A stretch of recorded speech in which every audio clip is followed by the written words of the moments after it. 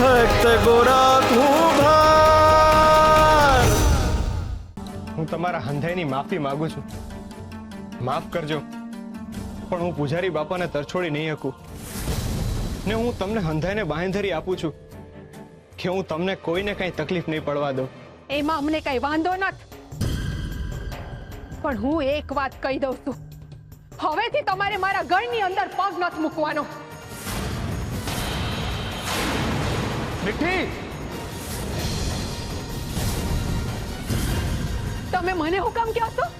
સાંભળ્યું નહીં એમને હું કીધું? એમની જીદના કારણે હું મારો જીવ જોખમમાં નહીં મૂકું। હવે હું કોઈ કાળે એમને ઘરમાં નહીં રહેવા દઉં। એમને રહેવું હોય તો ઘરની બહાર આંગણામાં રહેશે।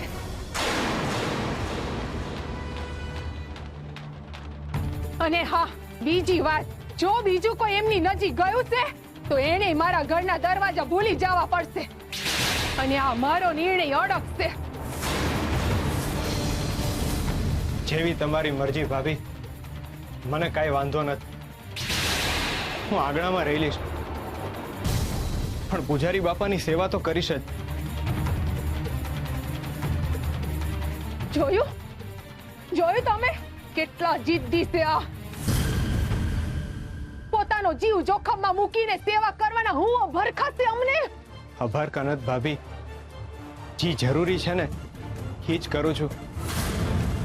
તમે લોકો કઈ ચિંતા ન કરો, નિરાતે ઘરે વયા જાઓ। હાલો, હું પૂજારી બાપા હાટુ ખીચડી બનાવવા જાઉં છું ને હું ઘરે આવીને માથાબોળ નાઈ લઈશ। હાલો તે, જય શ્રી કૃષ્ણ।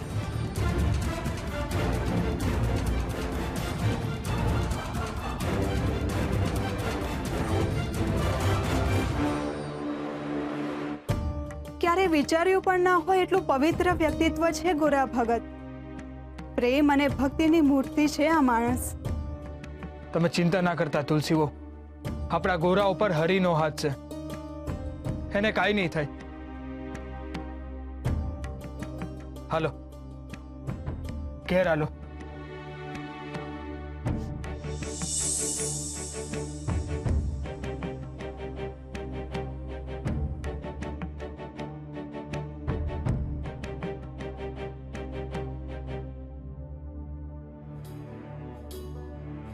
આ છોકરી કોણ છે?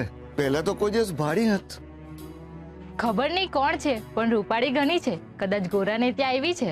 ગોરાને ત્યાં? ગોરાને તો હંધાઈ હગાને આપણે ઓળખીએ છે, એને તો કોઈ દિવસ પહેલા ભાડી નથી। હા, એ વાત એ સાચી, ખબર નથી કોણ છે, પણ ગોરા બોલતો હતો ત્યારે ટકર ટકર જોતી હતી ને જો હજુ ત્યાં જ ઊભી છે, હલવાનું નામ જ નથી લેતી। જોયું તુલસી, કઈ સમજાણું?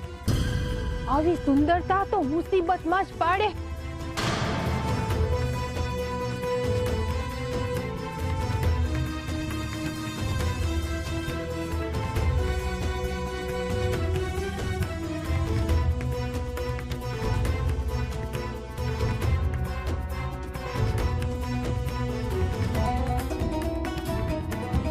ગંગા, હાલ આપણે ઘરે જઈએ।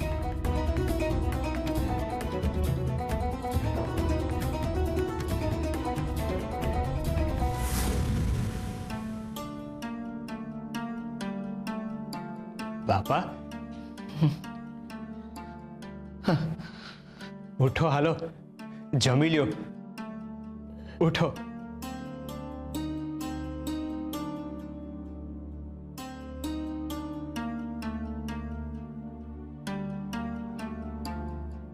બાપા ખીચડી લઈ આવ્યો છું। એમ કહું છું બાપા, ખીચડી લઈ આવ્યો છું, જમી લ્યો, હાલો। બોલો, હરે કૃષ્ણ હરે કૃષ્ણ હરે કૃષ્ણ। બાપા, મોઢે લાગે એવી ખીચડી તો છે ને? અમૃત જેવી છે ખીચડી। હરિનું નામ લ્યો બાપા, સાંભળ્યું જો અન્નમાં પડશે ને તો અન્ન પ્રસાદ બની જાય। ખોરા છે? અરે વાહ, આ તો હારા ચિહ્નો છે। આજ હવારથી તમે બેભાન હતા ને જુઓ અટાણે ઓળખવાય માંડ્યા. રામ બોલો ભાઈ રામ, રામ બોલો ભાઈ રામ. હે નરાધામ, હું જીવતો છું. તમે જીવતા છો? મારું ચાલે ને તો તારા છોકરાને આખી જિંદગી ઘરમાં પુરાવીને રાખવું. તારો આ ગોરા મારા મરવાની રાહ જોઈને બેઠો છે.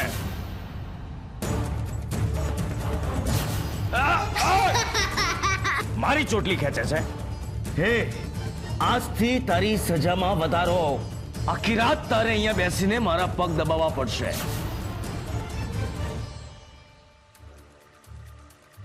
તને મંદિરમાં પ્રવેશ ન મળે એ માટે રાજાજી તો શું, હું ભગવાન કૃષ્ણની સામે પણ લડી લઈશ. તને મારા જીવતે જીવ હું મંદિરમાં પ્રવેશ નહીં કરવા દઉં. આ તો હરિની કૃપા છે બાપા. જો તમારા હોઠ ઉપર શબ્દો ઉગ્યા ને, હમી આવીને શરીરમાં. એક દીમાં આટલો ફેર છે. હવે તો અઠવાડિયામાં હંધુય હારું થઈ જશે. હરી છે ને એ હંધુય હારું કરી દેશે. પછી તમે પહેલાની જેમ જ મંદિરમાં હરિની આરતી કરશો. લ્યો આ કોળીઓ ભરો ને બોલો, હરે કૃષ્ણ હરે કૃષ્ણ હરે કૃષ્ણ હરે કૃષ્ણ.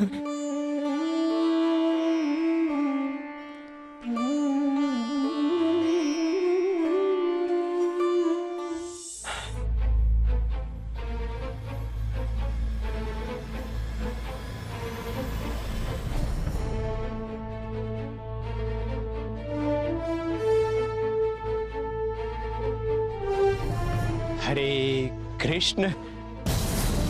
હાલો હવે પૂજારી બાપા હાટું લેપ બનાવી દો ને કાલે એમને લગાડી દઈશ, એટલે એમની પીડા ઓછી થાય ને એ જલ્દીથી હારા થઈ જાય. ન્યા જ ઉભા રહેજો. ન્યા માટલું મૂક્યું છે, મારા આંગણામાં પગ મૂકતા પહેલા માથાબોળ નાઈ લેજો.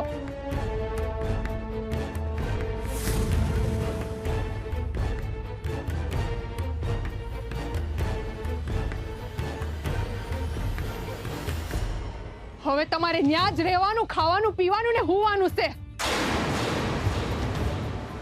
હવે તમારું ઘર આ આંગણું જ છે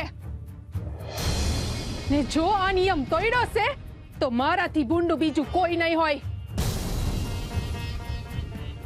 કોકના રોગ મારે મારા ઘરમાં નથી નાખવા હો.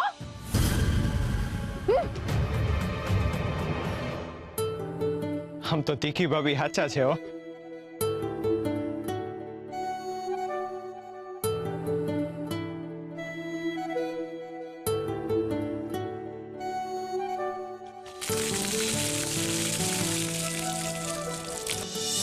અરે આંખમાં કંઈક વયું ગયું છે.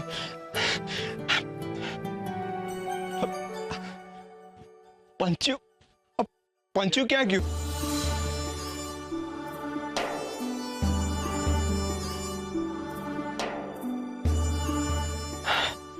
તુલસી, તમારો ખૂબ ખૂબ આભાર. ખરા સમય આવ્યા તમે. માફ કરજો, પણ હું ગંગા છું.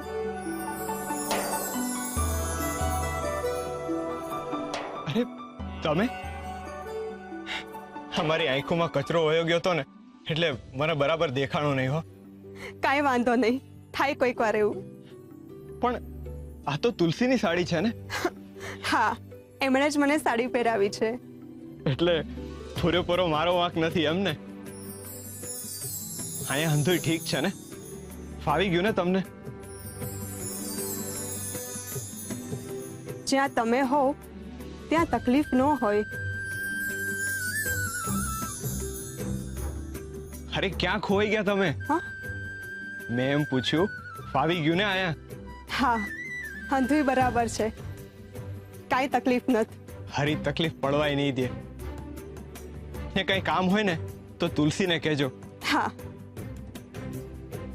હું અટાણે પૂજારી બાપા હાટું લેપ બનાવું છું.